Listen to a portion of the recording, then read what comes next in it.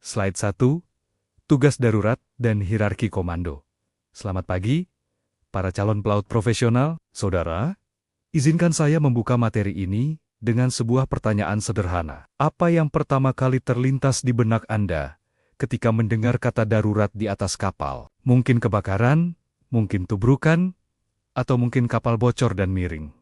Ya, semua itu adalah darurat. Tapi pertanyaan sebenarnya bukanlah apa itu darurat, melainkan apa yang akan Anda lakukan saat itu terjadi. Disinilah pentingnya materi kita hari ini, tugas darurat dan hierarki komando. Mari kita pahami pengertiannya terlebih dahulu. Tugas darurat bukanlah sekadar lari ke sekoci atau memadamkan api. Tugas darurat adalah serangkaian tindakan terstruktur yang sudah direncanakan, ditulis, dan dilatihkan, yang harus dilakukan oleh setiap awak kapal saat terjadi kondisi darurat.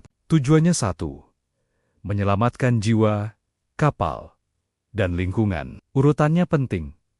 Jiwa dulu, kapal kedua, lingkungan ketiga. Ini bukan soal ego. Ini soal prioritas kemanusiaan. Fungsi utama dari sistem tugas darurat ini adalah untuk memastikan respons yang cepat, terkoordinasi, dan efektif. Bayangkan sebuah orkestra tanpa dirigen. Semua pemain mungkin bisa memainkan alat musiknya masing-masing. Tapi yang keluar adalah suara kacau balau, bukan simfoni. Nah, tugas darurat adalah partitur, dan komando adalah dirigennya. Tanpa keduanya, yang ada adalah kekacauan, bukan penyelamatan. Dasar hukum dari semua ini ada pada dokumen yang disebut Shipboard Marine Emergency Plan, atau lebih dikenal dengan Muster List. Dokumen ini wajib ditempel di tempat-tempat strategis, ruang akomodasi, ruang mesin, anjungan, dan area umum. Prinsip kerjanya sangat sederhana. Pembagian tugas berdasarkan posisi dan kompetensi.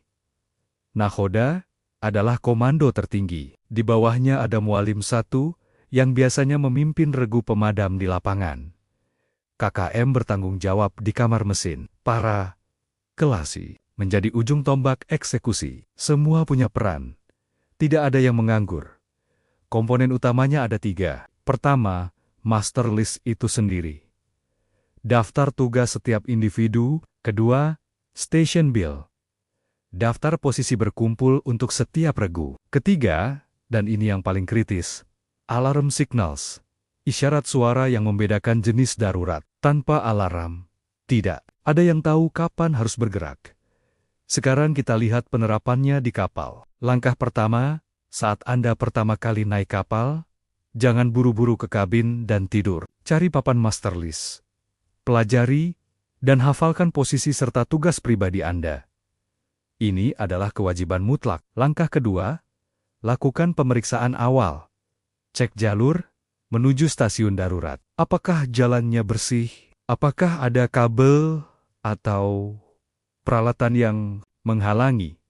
Pastikan selalu clear. Langkah ketiga, saat alarm berbunyi, hentikan semua pekerjaan. Kenakan life jacket dan pakaian pelindung. Segera menuju ke master station yang telah ditentukan. Jangan lari terburu-buru, tapi berjalan cepat dan waspada. Langkah keempat, laksanakan tugas.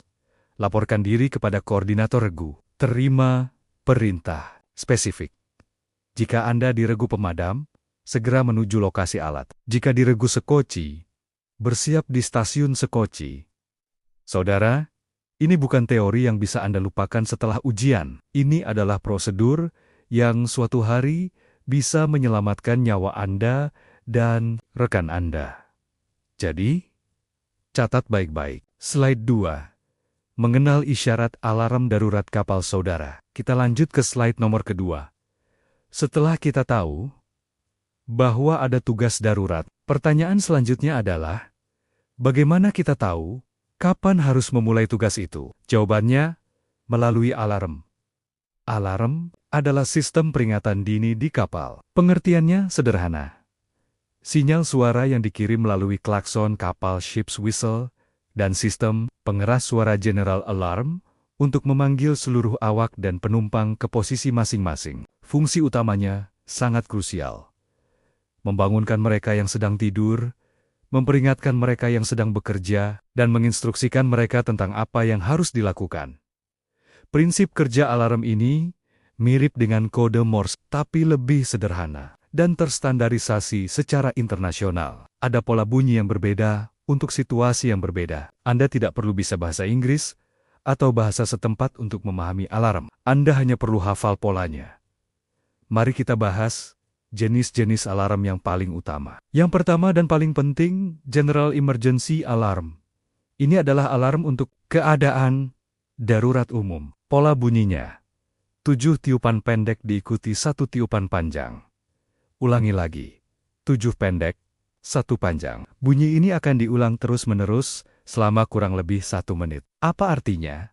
Artinya, semua orang ke master station, semua aktivitas harus dihentikan. Semua orang harus segera menuju ke pos kumpul darurat masing-masing. Tidak ada toleransi untuk terlambat. Alarm kedua adalah Man Overboard Alarm atau orang jatuh ke laut. Pola bunyinya, 3 tiupan panjang. Ini adalah tanda bahwa ada awak atau penumpang yang jatuh ke laut. Biasanya, setelah alarm ini, akan ada instruksi, lisan dari perwira jaga melalui pengeras suara, misalnya, Man overboard di sisi kiri. Siapkan skoci. Jadi, 3 tiupan panjang adalah panggilan untuk siaga. Selain itu, ada juga alarm untuk kebakaran. Di banyak kapal modern, alarm kebakaran terintegrasi dengan detektor asap dan panas. Begitu detektor aktif, alarm akan berbunyi otomatis. Namun, pola umumnya tetap mengacu pada 7 pendek 1 panjang sebagai panggilan umum, atau bisa juga berupa bunyi terus-menerus yang berbeda, tergantung sistem kapal. Yang penting, ketika Anda mendengar suara alarm yang tidak biasa, segera waspada dan cari informasi. Sekarang, mari kita visualisasikan dengan narasi gambar. Coba bayangkan adegan pertama. Seorang pelaut sedang duduk santai di mess room setelah shift, tiba-tiba telinganya menangkap suara alarm. Di adegan kedua, kita zoom in ke pengeras suara di langit-langit. Dari speaker itu keluar gelombang suara. Visual dengan tulisan 7x pendek, 1 kali panjang. Ini menegaskan pola bunyi. Di adegan ketiga, pelaut itu langsung bangkit berdiri. Tangannya meraih life jacket yang selalu tersedia di dekatnya. Dia tidak menunggu instruksi lagi. Dia berlari menuju pintu keluar yang menuju ke master station. Di pintu itu ada papan hijau dengan simbol orang berlari. Itulah refleks yang benar. Untuk memperkuat pemahaman, kita punya gambar step by step. Ini adalah ilustrasi animasi teknis. Dengan timeline, step 1 pada detik 0. Ikon kapal dengan lingkaran suara menyebar ke segala arah. Teksnya alarm berbunyi. Step 2, pada detik kelima, gambar siluet awak kapal yang sedang tidur di kabin dan yang sedang duduk di ruang makan. Dari mereka keluar panah bertuliskan, hentikan aktivitas. Step 3 pada detik ke-30. Gambar koridor kapal dengan panah merah besar yang mengarah ke ikon lifeboat. Teksnya menuju master station. Saudara, hafalkan alarm ini. Jangan pernah mengabaikannya. Karena dalam kegelapan malam, saat kapal oleng dan listrik padam, hanya suara alarm yang akan memandu Anda. Slide 3. Daftar tugas darurat master list saudara. Kita sudah tahu alarm sebagai pemicu. Sekarang, setelah alarm berbunyi dan Anda sampai di master station, apa yang Anda lakukan? Jawabannya ada di master list. Master list adalah dokumen yang sangat penting. Pengertiannya, sebuah papan informasi atau dokumen yang berisi rincian tugas setiap awak kapal dalam keadaan darurat. Ini bukan sekadar tempelan di dinding. Ini adalah kartu tugas pribadi Anda. Fungsi utamanya adalah untuk menghilangkan kebingungan. Kebingungan. Dalam situasi panik, otak kita bisa blank. Kita bisa lupa harus melakukan apa. Dengan master list, kita tidak perlu berpikir keras. Kita tinggal membaca dan melakukan prinsip kerjanya. Setiap orang memiliki tugas spesifik, dan ada tugas cadangan. Untuk setiap posisi, jika perwira yang bertugas utama berhalangan, maka perwira cadangan yang mengambil alih. Ini memastikan tidak ada kekosongan komando. Mari kita bedah Komponen utama, muster list. Biasanya, papan ini terdiri dari beberapa kolom, nomor urut dan nama, identitas jelas setiap awak, jabatan, posisi di kapal, seperti mualim 2 KKM, juru minyak, dan lain-lain. Nomor regu darurat. Ini penting. Kapal biasanya membagi awak menjadi beberapa regu. Ada regu pemadam Red Team yang bertugas memadamkan api. Ada regu pertolongan pertama White Team yang menangani korban. Ada regu sekoci Blue Team yang bersiap meluncurkan sekoci. Nomor regu, Anda menentukan di mana Anda harus berada. Tugas spesifik. Ini yang paling detail. Tidak hanya membantu pemadam, tapi tertulis jelas, misalnya, membawa Aparco 2 ke dek utama, mengoperasikan pompa bilga, memimpin evakuasi penumpang di kabin A, atau membawa peralatan radio portabel ke sekoci. Tugas ini sangat spesifik. Lokasi tugas. Di mana tugas itu harus dilaksanakan? Di dek, di ruang mesin, di anjungan, ini penting, agar Anda tidak salah tempat. Di bagian bawah master list, biasanya ada kolom tanda tangan. Setiap awak kapal wajib menandatangani setelah membaca dan memahami tugasnya. Ini adalah bukti legal bahwa Anda telah menerima tanggung jawab. Sekarang, penerapan di kapal. Langkah 1. Saat naik kapal, cari papan master list, biasanya di pintu, masuk ruang akomodasi, di ruang mesin, atau di anjungan. Temukan nama Anda. Langkah 2. Identifikasi nomor regu dan tugas Anda, baca dengan seksama. Jangan hanya lihat sekilas. Langkah 3. Lokalisasi. Segera menuju ke lokasi tugas Anda. Lihat peralatannya. Misalnya, jika tugas Anda membawa Aparco 2, cari tahu di mana apar itu disimpan. Jika tugas Anda di sekoci, cari tahu jalur menuju sekoci. Langkah 4. Saat drill atau latihan darurat, lakukan persis seperti yang tertulis. Jangan anggap enteng. Latihan adalah kesempatan untuk membangun memori otot saudara. Jangan pernah meremehkan master list. Ini adalah nyawa Anda dalam bentuk kertas. Hafalkan, pahami, dan laksanakan. Slide 4. Simulasi dan latihan darurat drill saudara. Kita sudah memiliki 3 komponen. Tugas master list, pemicu alarm, dan struktur komando. Tapi apakah itu cukup? Apakah dengan menghafal master list, kita sudah siap? Jawabannya, belum cukup. Ada satu langkah terakhir yang sangat krusial, yaitu drill atau latihan darurat. Drill adalah simulasi atau latihan rutin yang wajib dilakukan di atas kapal. Biasanya, frekuensinya mingguan, atau sebelum kapal berlayar dengan penumpang. Ini bukan sekadar formalitas. Fungsi utamanya sangat dalam. Menguji kesiapan awak, peralatan, dan prosedur. Drill adalah ujian sesungguhnya. Apakah alat masih berfungsi? Apakah awak masih ingat tugasnya? Apakah prosedur di kertas bisa dijalankan di lapangan? Semua diuji di sini.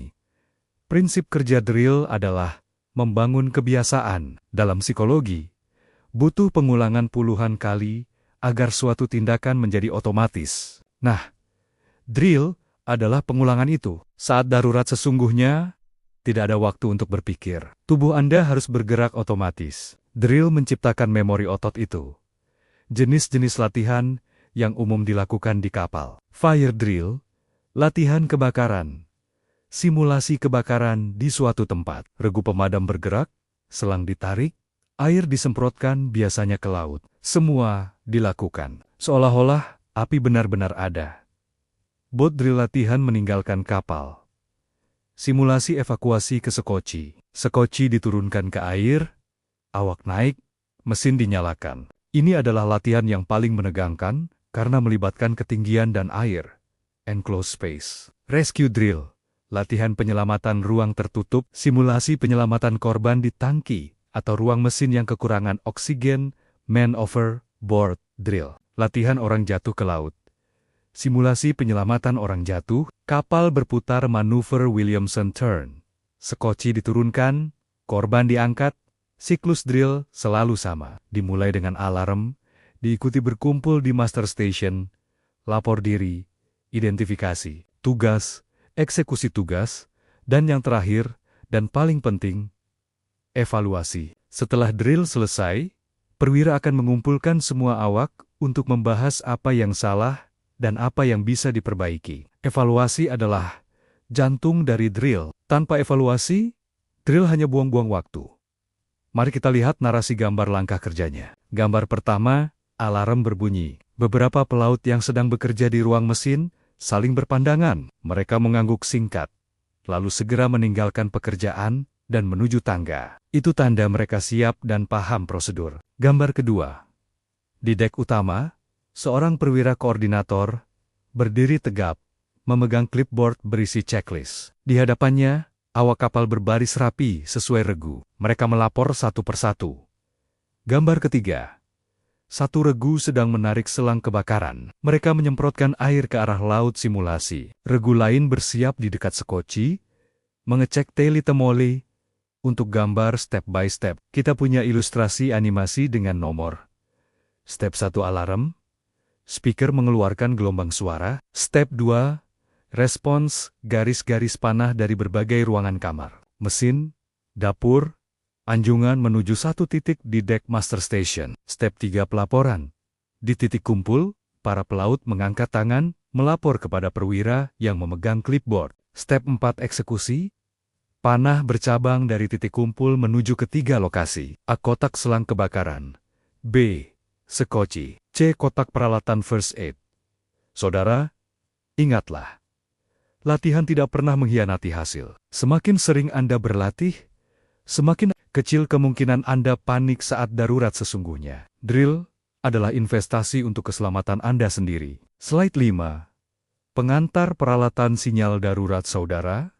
Kita telah menyelesaikan bagian dasar tentang prosedur. Sekarang kita masuk ke area yang lebih teknis dan canggih, yaitu peralatan sinyal darurat. Jika bagian pertama mengatur apa yang harus dilakukan, maka bagian ini mengatur bagaimana memanggil bantuan. Pengertian peralatan sinyal darurat adalah perangkat elektronik dan visual yang digunakan untuk memberikan sinyal bahaya dan memandu tim Search and Rescue SAR menuju lokasi kapal dalam keadaan darurat. Mereka adalah mata dan telinga SAR di tengah lautan yang luas.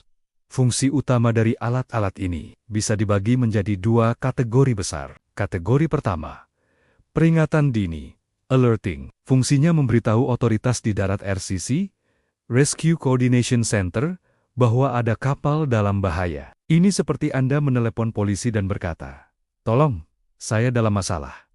Kategori kedua, lokalisasi locating. Setelah SAR bergerak, mereka perlu menemukan posisi persis Anda. Fungsinya memandu mereka ke titik lokasi. Ini seperti Anda menyalakan senter di kegelapan agar polisi tahu persis di mana Anda berdiri berdasarkan fungsinya. Peralatan ini diklasifikasikan menjadi 3 kelompok utama. APERB, Emergency Position Indicating Radio Beacon, bekerja dengan sistem satelit. Ini adalah alat untuk peringatan dini global. SAR Search and Rescue Transponder, bekerja dengan sistem radar. Ini adalah alat untuk lokalisasi jarak menengah. Pyrotechnic Flare, bekerja secara visual dengan api dan asap. Ini adalah alat untuk lokalisasi jarak dekat. Ketika SAR sudah berada di area, mari kita lihat ilustrasi edukasi di slide ini. Ada sebuah kapal yang kandas di tengah laut, posisinya miring. Dari atas kapal itu, terpancar 3 jenis sinyal berbeda, yang digambarkan dengan garis-garis berwarna.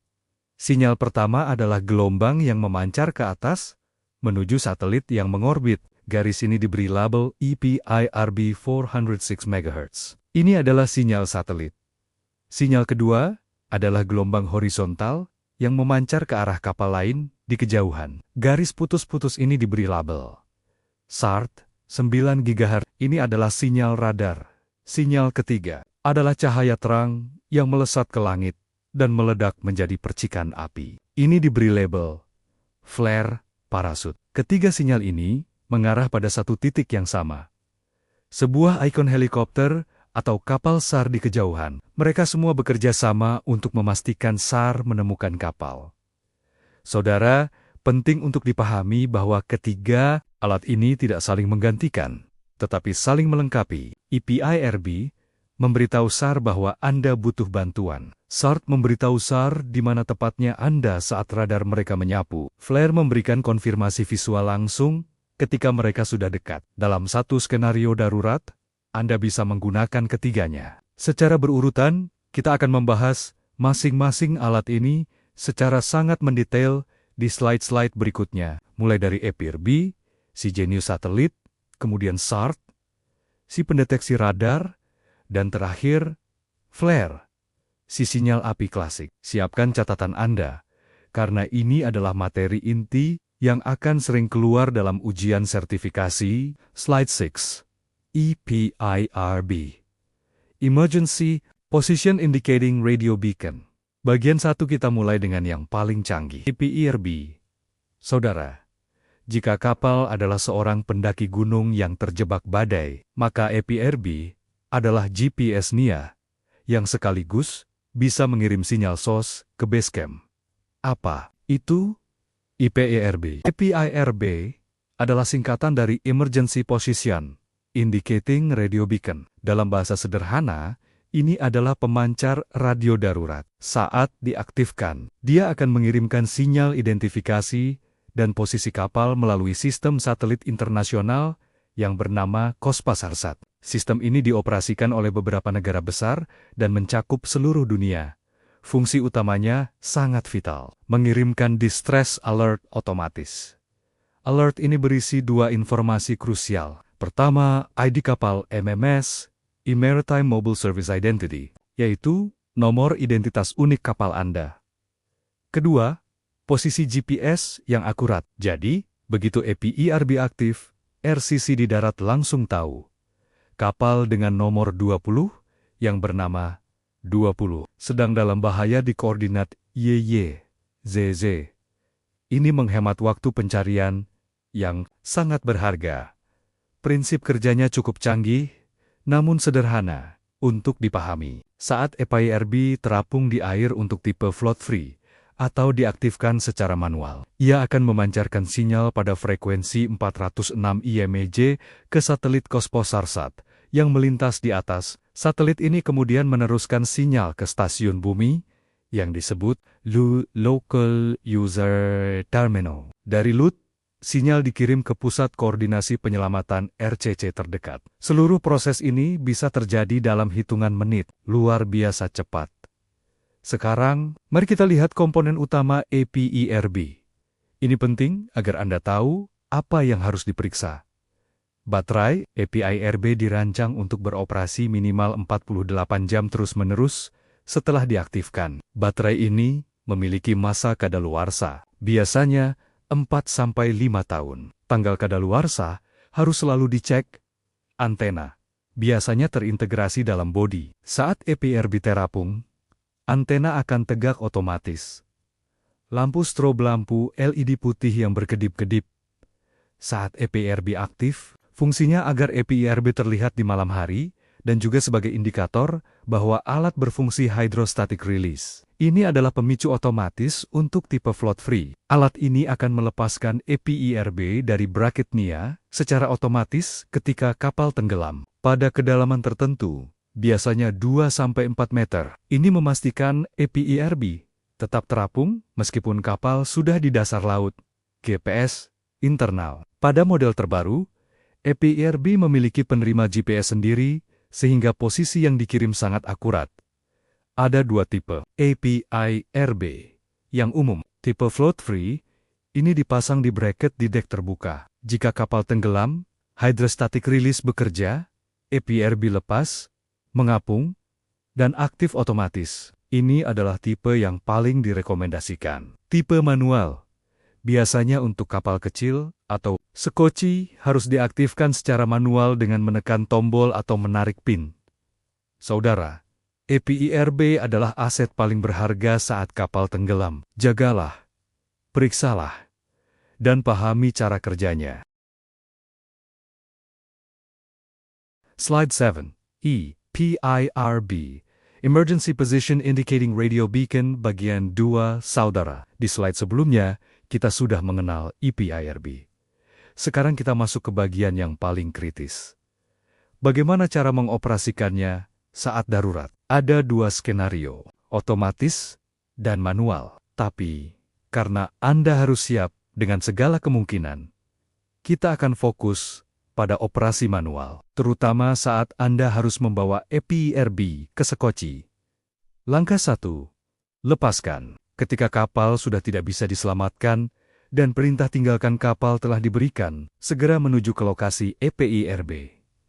Buka kunci pengaman pada braket. Biasanya ada tuas atau pin yang harus ditarik. Angkat EPIRB dari tempat duduknya. Pastikan Anda memegangnya dengan erat. Langkah 2. Aktifkan. Bawa EPIRB ke sekoci penolong atau rakit. Setelah berada di sekoci, periksa saklarnya. Putar saklar atau tarik pin pengaman ke posisi on atau arm. Penting untuk diingat. Pada beberapa model, EPIRB dirancang otomatis aktif saat terkena air. Jadi, jika Anda sudah di sekoci dan sekoci sudah basah, EPIRB mungkin sudah aktif dengan sendirinya. Tapi jangan berasumsi. Pastikan dengan memeriksa indikatornya. Jika belum aktif, lakukan aktivasi manual. Langkah 3. Tempatkan EPIRB dilengkapi dengan tali lanyard. Ikatkan tali ini dengan kuat ke sekoci atau rakit agar EPIRB tidak hanyut terbawa arus. Letakkan EPIRB di tempat yang terbuka, jangan di bawah tenda sekoci atau terhalang oleh benda lain. Sinyal GPS dan satelit membutuhkan pandangan langit yang jelas. Jika terhalang, sinyal bisa lemah atau tidak terkirim. Mari kita lihat gambar step by step yang sangat membantu visualisasi ini. Gambar A pemeriksaan. Ilustrasi tangan seorang pelaut memegang EPIRB. Jari telunjuknya menunjuk ke saklar yang masih dalam posisi off. Ada label besar. Periksa saklar. Ini langkah awal untuk memastikan alat belum aktif sebelum waktunya. Gambar B pengoperasian. Tangan yang sama sekarang memutar saklar ke posisi on. Dari antena EPIRB, keluar garis putus-putus bergelombang berwarna biru yang memancar ke atas menuju ikon satelit. Ada label, aktifkan dan sinyal terkirim. Ini adalah momen kritis di mana harapan mulai terpancar. Gambar C memastikan normal. EPIRB sudah diletakkan dengan aman di dasar sekoci. Tali lanyard terlihat terikat rapi pada salah satu rangka sekoci. Di bagian atas EPIRB, lampu kecil berkedip-kedip dengan simbol cahaya di sekitarnya. Teks di sampingnya strobe berkedip equals normal. Ini adalah konfirmasi visual bahwa alat bekerja dengan baik, saudara. Satu pesan penting, jangan pernah mengaktifkan EPIRB di dalam ruangan untuk latihan. Itu akan mengirimkan alarm palsu ke satelit. Gunakan tombol tes saja, tapi saat darurat, jangan ragu. Hidup Anda bergantung padanya. Slide 8. SART, Search and Rescue, Transponder saudara. Setelah EPIRB yang bekerja dengan satelit, kita beralih ke alat yang bekerja dengan radar, yaitu SART. Jika EPIRB adalah telepon Anda ke dunia, maka SART adalah senter Anda di kegelapan, agar terlihat oleh kapal yang lewat.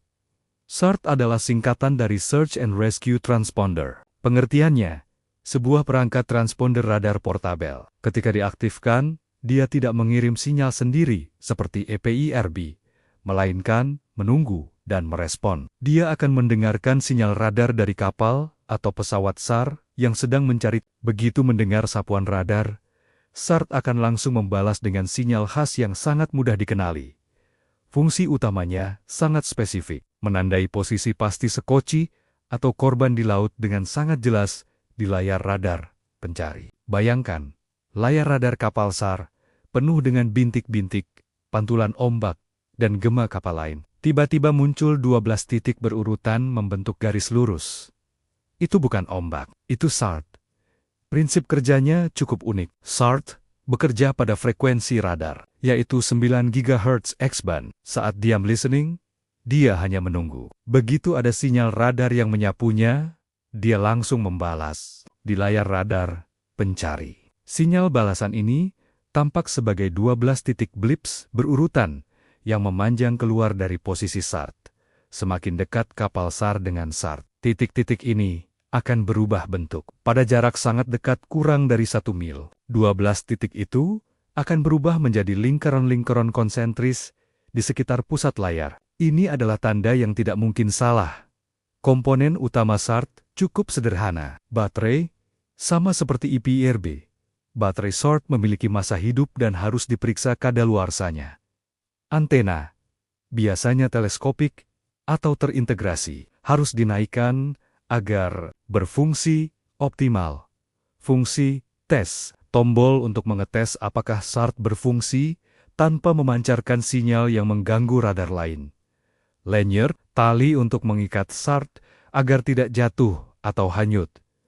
Penempatan SART di kapal biasanya di anjungan atau di dekat sekoci, dalam wadah yang mudah dijangkau. Saat evakuasi, SART harus menjadi salah satu barang pertama yang dibawa.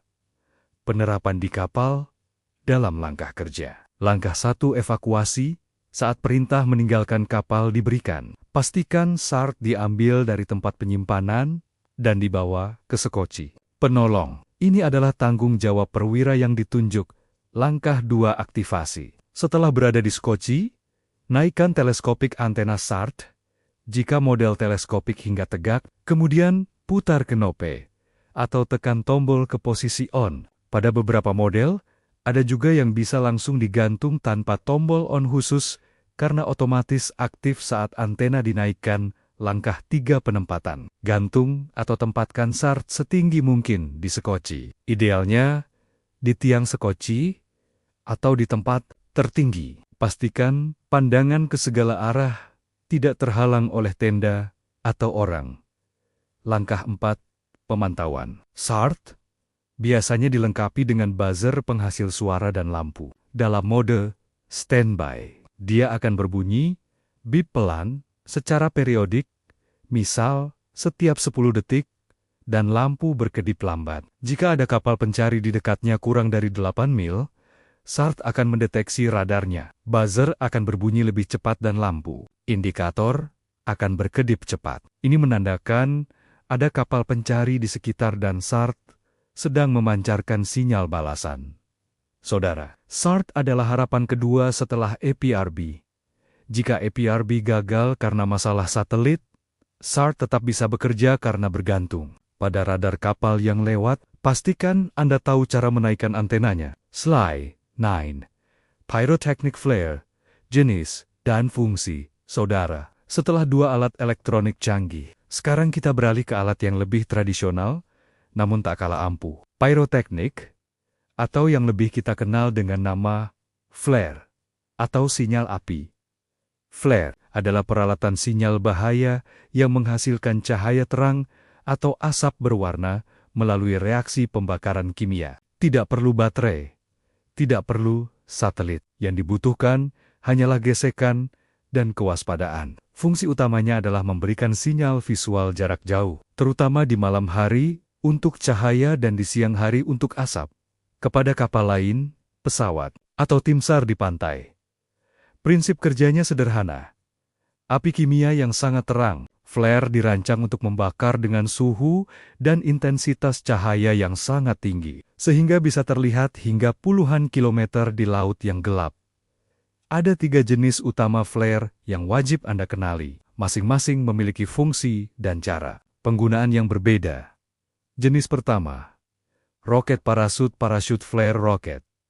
Ini adalah jenis flare yang paling dahsyat. Bentuknya seperti tabung roket. Cara kerjanya, ditembakkan ke udara, lalu mengeluarkan parasut kecil dengan api yang sangat terang menggantung di bawahnya. Parasut ini membuat api melayang turun perlahan, sehingga memberikan waktu lebih lama bagi SAR untuk melihatnya. Visibilitas roket parasut bisa mencapai puluhan kilometer, bahkan hingga 40 kilometer dalam kondisi cerah. Ini adalah alat untuk sinyal jarak jauh, terutama untuk menarik perhatian pesawat terbang atau kapal yang masih jauh di cakrawala. Jenis kedua, flare tangan, hand flare. Sesuai namanya, flare ini dipegang dengan tangan saat dinyalakan. Bentuknya seperti tongkat besar. Setelah diaktifkan, ujungnya akan mengeluarkan api merah terang yang menyala selama kurang lebih 1 menit. Visibilitasnya sedang, Sekitar beberapa kilometer. Ini adalah alat untuk sinyal jarak menengah. Misalnya, untuk menarik perhatian kapal yang sudah terlihat di kejauhan, atau untuk menandai posisi Anda saat malam hari. Jenis ketiga, sinyal asap buoyant atau smoke signal. Ini adalah flare, khusus untuk siang hari. Bentuknya seperti kaleng besar. Cara kerjanya, setelah diaktifkan, dia akan mengeluarkan asap berwarna tebal. Biasanya oranye terang, yang sangat kontras dengan birunya laut dan langit. Ada tipe yang mengapung di air buoyan, dan ada tipe yang dipegang tangan. Asap ini bisa bertahan selama beberapa menit dan terlihat dari jarak yang cukup jauh oleh pesawat. Ini adalah alat untuk penandaan posisi di siang hari. Penerapan di kapal tidak hanya soal cara menyalakan, tetapi juga prinsip keamanan yang sangat ketat. Langkah 1. Baca instruksi. Sebelum darurat tiba, luangkan waktu untuk membaca petunjuk di badan flare. Setiap merek bisa berbeda cara menyalakannya. Ada yang digosok, ada yang ditarik pinnya. Jangan sampai saat darurat Anda kebingungan membaca. Langkah 2, pegang dengan benar untuk hand flare. Pegang di bagian bawah, pegangan dengan satu tangan. Tangan lainnya memegang tutup atau pemicu. Pastikan ujung yang akan mengeluarkan api mengarah menjauhi wajah dan tubuh Anda. Jangan sekali-kali mengarahkannya ke diri sendiri atau orang lain. Langkah 3. Arahkan menjauhi kapal. Saat menyalakan, pastikan Anda berada di sisi sekoci atau kapal yang menjauhi arah angin downwind. Ini penting agar percikan api yang jatuh tidak terbawa angin ke dalam sekoci dan membakar tenda atau peralatan lain. Arahkan flare ke sisi luar sekoci. Langkah 4. Aktifkan, tarik pin atau tutup pengaman. Lalu, lakukan tindakan sesuai petunjuk gosok, tekan, atau tarik. Setelah api menyala, segera angkat setinggi mungkin di atas kepala. Slide 10. Cara penggunaan flare tangan dan asap saudara. Kita akan praktikkan secara lebih detail untuk dua jenis flare yang paling sering digunakan oleh pelaut di sekoci. Flare tangan dan sinyal asap. Slide ini akan memandu Anda langkah demi langkah dengan visual yang jelas. Mari kita mulai dengan flare tangan. Perhatikan narasi gambar berikut ini. Gambar 1. Seorang pelaut di dalam sekoci memegang flare tangan dengan posisi yang benar. Perhatikan detailnya. Satu tangannya memegang erat badan flare di bagian pegangan. Tangan lainnya memegang tutup bawah, yang biasanya berfungsi sebagai penarik atau pemutar. Posisi flare mengarah ke atas agak miring. Label pada gambar ini bertuliskan, pegang flare dengan kedua tangan. Satu di pegangan, satu ditutup bawah penarik. Ini adalah posisi aman sebelum aktivasi. Gambar 2. Sekarang, tangan pelaut mulai memutar atau menarik tutup bawah tersebut. Pada beberapa model, tutup bawah harus diputar 90 derajat. Pada model lain, cukup ditarik lurus. Gambar ini menangkap momen pelepasan pengaman. Labelnya, buka tutup pengaman. Setelah langkah ini, flare siap dinyalakan. Inilah momen kritis. Pelaut mengarahkan flare ke samping, menjauhi sekoci dan orang lain. Dia tidak mengarahkan ke atas, karena angin bisa menerbangkan percikan ke dalam sekoci. Dia juga tidak mengarahkan ke bawah. Dengan mantap, dia menggosokkan kepala flare ke tutup yang sudah dilepas, seperti menggosok korek api raksasa, atau menarik ring pemicu yang sekarang terbuka. Seketika, api merah terang menyala dari ujung flare. Pelaut segera mengangkatnya tinggi-tinggi. Di atas kepala, label, arahkan ke samping, nyalakan. Angkat, tinggi. Api akan menyala selama sekitar 1 menit. Gunakan waktu itu untuk menarik perhatian. Selanjutnya, kita beralih ke sinyal asap. Ini adalah gambar step by step yang sangat informatif. Step 1. Tangan seorang pelaut membuka tutup atas dan tutup bawah dari tabung sinyal asap. Biasanya ada 2 tutup yang harus dilepas. Satu di ujung untuk pemicu, satu di ujung lain agar asap bisa keluar. Ilustrasi ini memperjelas bahwa tidak ada tombol, hanya tutup. Step 2.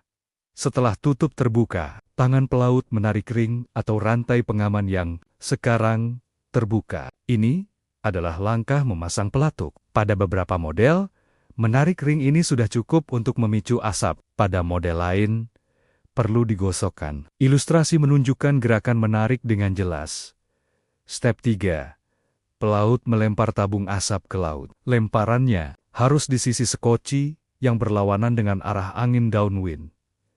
Jika angin bertiup dari kiri, lempar ke kanan. Tujuannya agar asap tidak mengepung sekoci dan membuat sesak napas. Tabung ini dirancang terapung, jadi dia akan mengapung di permukaan air. Tabung mulai mengeluarkan asap oranye tebal yang menyebar di permukaan air. Asap ini sangat pekat dan berwarna cerah. Dalam ilustrasi, asap digambarkan sebagai gumpalan oranye besar yang kontras dengan air biru. Dari kejauhan, asap ini bisa terlihat oleh pesawat yang terbang ribuan kaki di atas. Saudara, perbedaan utama antara keduanya, flare tangan untuk malam atau kondisi gelap. Sinyal asap khusus untuk siang hari. Jangan pernah menyalakan sinyal asap di malam hari, karena asap tidak akan terlihat, dan Anda hanya akan membuang-buang peralatan. Begitu juga sebaliknya. Flare tangan di siang hari kurang efektif, karena cahaya merahnya kalah dengan sinar matahari. Gunakan sesuai kondisi. Slide 11. Cara penggunaan roket parachute flare, saudara. Kita sampai pada jenis flare yang paling spektakuler, yaitu roket parachute. Ini adalah senjata pamungkas Anda untuk menarik perhatian dari jarak sangat jauh, karena kemampuannya mencapai ketinggian dan melayang. Roket parachute adalah sinyal yang paling sulit dilewatkan oleh pengamat, baik di kapal maupun di pesawat. Langkah kerjanya harus dilakukan dengan sangat hati-hati dan presisi. Kesalahan kecil bisa berakibat fatal. Mari kita ikuti langkah-langkahnya. Langkah 1. Persiapan, keluarkan roket dari wadah kedap airnya.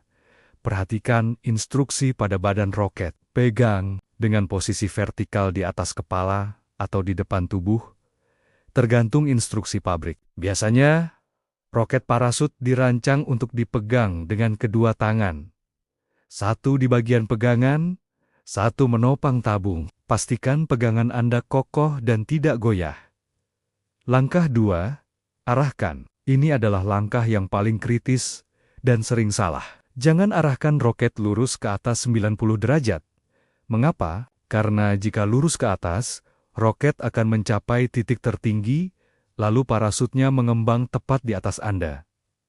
Jika ada angin, api bisa jatuh tepat di atas sekoci dan membakar tenda atau bahkan mengenai orang. Jangan juga arahkan ke horizon, karena roket tidak akan mencapai ketinggian optimal.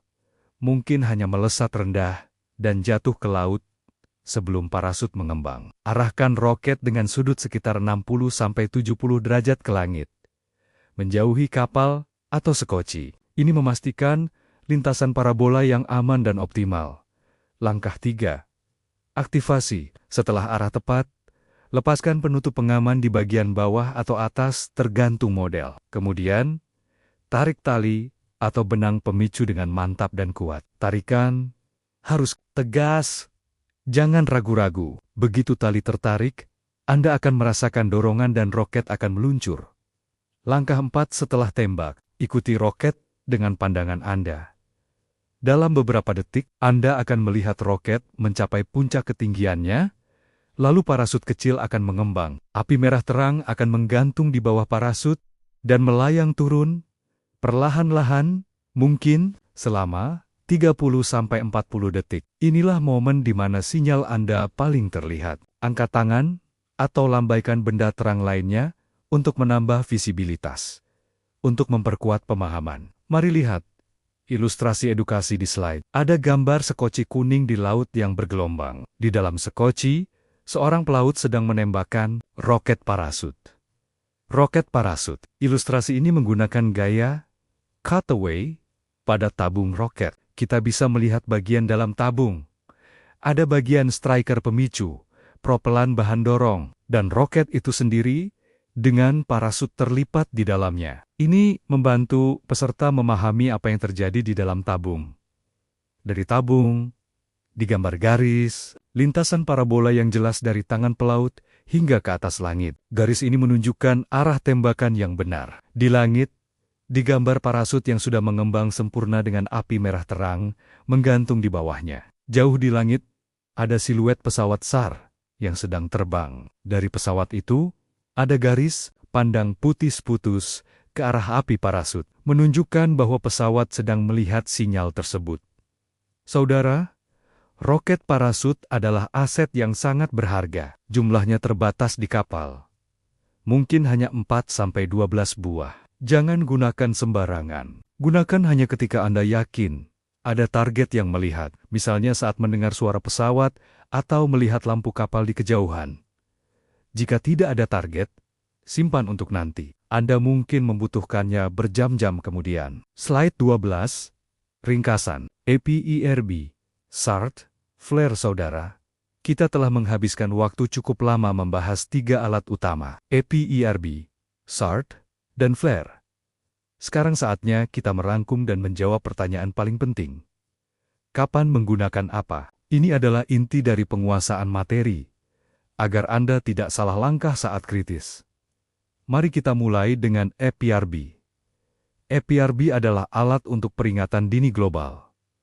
Kapan menggunakannya? Gunakan segera saat kapal dalam keadaan darurat yang mengancam kelangsungan kapal. Misalnya, kapal bocor parah dan miring, atau kebakaran tak terkendali. Jangan tunggu sampai kapal tenggelam. Aktifkan APERB secara manual, jika perlu, atau biarkan tipe float free bekerja otomatis. Ini adalah langkah pertama yang harus dilakukan, memberitahu RCC di darat bahwa Anda dalam masalah. Ini adalah panggilan 911 Anda.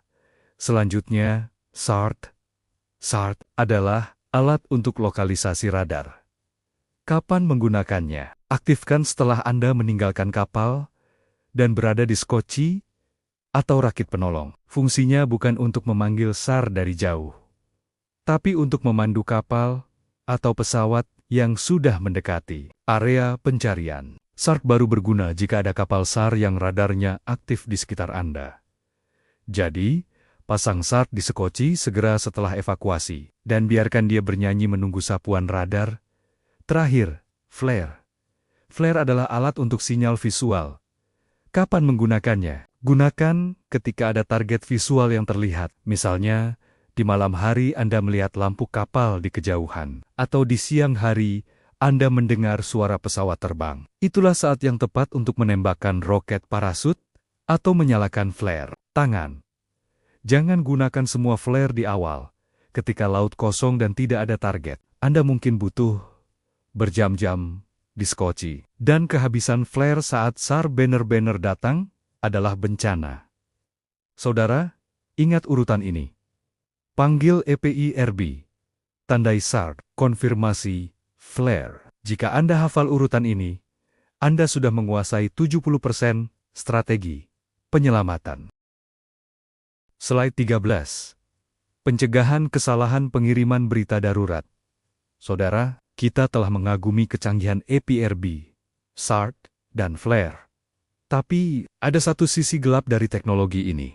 Kesalahan pengiriman berita darurat, atau yang kita kenal dengan istilah false alert atau alarm palsu. Apa itu pencegahan kesalahan? Ini adalah serangkaian tindakan yang dilakukan untuk menghindari terkirimnya sinyal distres ke pihak berwenang RCC ketika sebenarnya tidak dalam keadaan darurat. Mengapa ini penting? Fungsi utamanya bukan hanya menjaga kredibilitas kapal dan perusahaannya, tetapi juga menghindari pengerahan aset SAR yang tidak perlu. Bayangkan, sebuah pesawat SAR lepas landas, sebuah kapal patroli berlayar, puluhan personel dikerahkan, hanya karena seseorang tidak sengaja menekan tombol. Ini pemborosan uang negara, sumber daya, dan yang lebih berbahaya, bisa mengalihkan perhatian dari darurat yang nyata.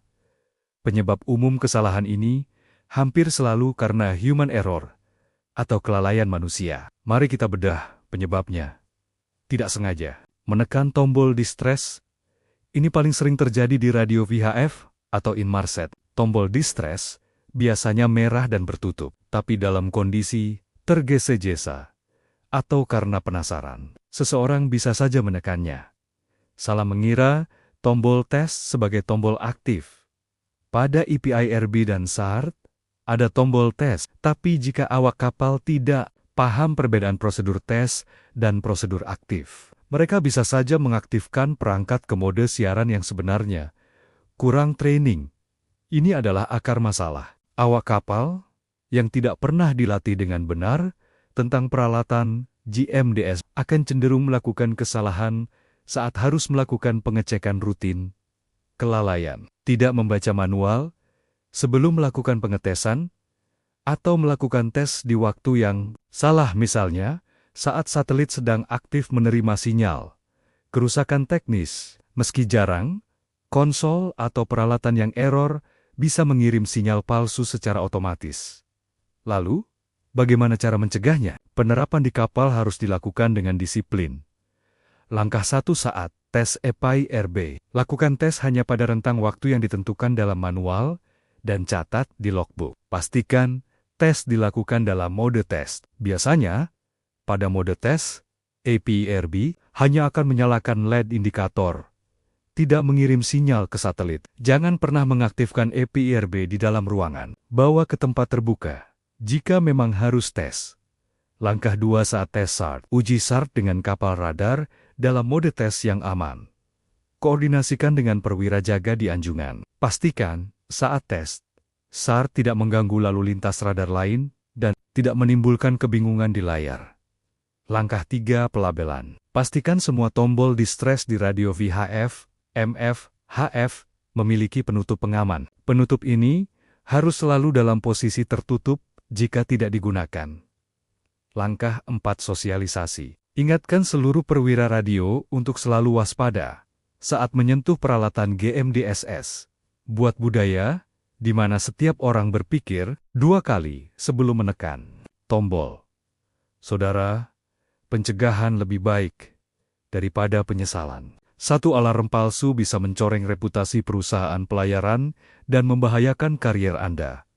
Jadi, lakukan pengecekan dengan hati-hati. Slide 14. Tindakan jika terjadi kesalahan aktivasi distress alert saudara.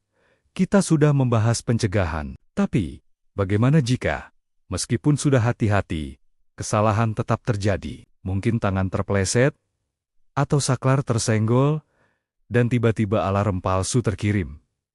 Jangan panik. Ada prosedur baku yang harus Anda lakukan. Ini disebut prosedur pembatalan alarm palsu atau False Alert Cancellation Procedure. Pengertiannya, rangkaian komunikasi yang wajib dilakukan jika suatu perangkat darurat tidak sengaja diaktifkan dan mengirimkan sinyal distress palsu. Fungsi utamanya sangat penting. Memberitahu RCC dan stasiun pantai bahwa tidak ada keadaan darurat yang sebenarnya. Dengan begitu, mereka dapat segera membatalkan operasi pencarian yang mungkin baru saja dimulai. Prinsip dasarnya adalah segera berkomunikasi. Jangan diam. Jangan berharap tidak ada yang mendengar. Sistem GMDSS sangat canggih. Kemungkinan besar sinyal Anda sudah diterima oleh satelit atau stasiun pantai. Kegagalan membatalkan alarm palsu dapat dianggap sebagai pelanggaran serius terhadap peraturan komunikasi maritim internasional dan bisa berakibat pada sanksi, denda, atau bahkan pencabutan sertifikat. Ini adalah langkah-langkah yang harus Anda ikuti dengan cepat dan tepat. Langkah 1. Identifikasi. Segera sadari bahwa alarm telah terkirim secara tidak sengaja. Misalnya, setelah menekan tombol, Anda melihat indikator mengirim atau mendengar bunyi yang tidak seharusnya. Langkah 2. Hentikan transmisi. Jika perangkat masih dalam proses mengirimkan sinyal, matikan segera. Cabut daya atau matikan saklar utama jika memungkinkan. Tujuannya menghentikan siaran lebih lanjut. Langkah 3. Hubungi RCC. Gunakan sarana komunikasi lain yang tersedia. Biasanya, gunakan radio VHF-DSC pada saluran 70 atau VHF-FM pada saluran 16 suara. Panggil RCC terdekat atau stasiun pantai yang berwenang. Sampaikan bahwa Anda ingin membatalkan alarm palsu. Langkah 4. Sampaikan pesan pembatalan. Ini adalah isi pesan yang harus Anda sampaikan dengan jelas dan lengkap. Identitas kapal Anda. Nama kapal, call sign, dan MMSI. Waktu terjadinya kesalahan aktivasi. Posisi kapal saat itu, dalam koordinat atau pelabuhan terdekat. Informasi tegas bahwa itu adalah alarm palsu, false alert, dan tidak diperlukan bantuan. Tindakan yang telah Anda ambil misalnya, perangkat telah dimatikan. Langkah 5. Konfirmasi dan catat. Tunggu konfirmasi dari RCC bahwa mereka telah menerima pembatalan Anda dan membatalkan alert. Setelah itu, catat seluruh kejadian tersebut di logbook radio. Catat waktu kejadian, waktu pembatalan, nama petugas, dan isi komunikasi dengan RCC. Dokumentasi ini penting sebagai bukti jika ada investigasi di kemudian hari. Saudara, intinya, jangan sembunyi. Kesalahan adalah manusiawi, tapi menutupi kesalahan adalah tindakan tidak profesional. Dengan segera melapor dan membatalkan, Anda menunjukkan integritas sebagai pelaut dan membantu otoritas SAR untuk tidak membuang sumber daya mereka. Slide 15.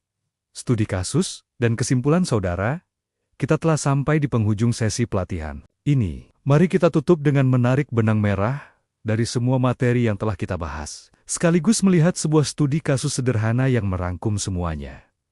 Kita mulai dari pengetahuan 4,1. Pengetahuan adalah fondasi segalanya. Tanpa pemahaman tentang tugas darurat di master list dan tanpa hafal isyarat alarm, Anda akan kebingungan di saat kritis. Ini adalah langkah pertama menjadi pelaut yang siap. Kemudian kita masuk ke penguasaan alat 4,2. EPIRB, SWORD, dan flare adalah kaki dan tangan Anda saat kapal tak bisa berfungsi. Menguasai cara pengoperasiannya, mulai dari pemeriksaan, aktivasi, hingga pemantauan, adalah keterampilan yang tidak bisa ditawar. Latihan adalah satu-satunya kunci untuk menguasainya. Dan yang terakhir, tanggung jawab 4,3. Profesionalisme tidak hanya diuji saat darurat, tapi juga saat keadaan normal. Kemampuan untuk mencegah kesalahan dan keberanian untuk segera mengakui serta memperbaiki kesalahan jika terjadi adalah ciri pelaut sejati. Alarm palsu bisa terjadi pada siapa saja, tapi pelaut profesional segera membatalkannya, bukan diam 1000 bahasa. Pesan kunci dari seluruh sesi ini adalah keberhasilan operasi darurat tidak hanya bergantung pada alat canggih, tetapi terutama pada kesiapan mental, pengetahuan prosedur, dan keterampilan praktis setiap awak kapal. Teknologi hanyalah alat, yang menggerakkannya adalah manusia. Sebagai penutup, mari lihat sebuah ilustrasi infografis berbentuk lingkaran siklus keselamatan. Segmen 1, tahu, digambarkan dengan ikon buku terbuka yang bertuliskan muster list dan simbol speaker alarm. Ini adalah fase memahami tugas dan sinyal. Segmen 2, siap, digambarkan dengan ikon peralatan EPI, IRB, SAR, dan flare. Ini adalah fase menguasai alat. Segmen 3, cegah, digambarkan dengan ikon tanda peringatan dan tangan yang menunjuk tulisan larangan, tombol sembarangan. Ini adalah fase mencegah kesalahan. Segmen 4, perbaiki, digambarkan dengan ikon mikrofon radio dan gelombang suara ke arah stasiun pantai. Ini adalah fase bertanggung jawab jika terjadi kesalahan. Keempat segmen ini dihubungkan oleh panah melingkar, dan di tengah lingkaran itu ada tulisan besar, profesionalisme maritim. Saudara, itulah yang harus kita kejar. Jadilah pelaut yang tahu, siap, cegah, dan perbaiki. Selamat belajar, semoga ilmu ini bermanfaat, dan semoga kita semua tidak pernah mengalami keadaan darurat yang sesungguhnya. Tapi, jika tiba saatnya, saya yakin Anda sudah siap. Terima kasih atas perhatiannya. Selamat bertugas.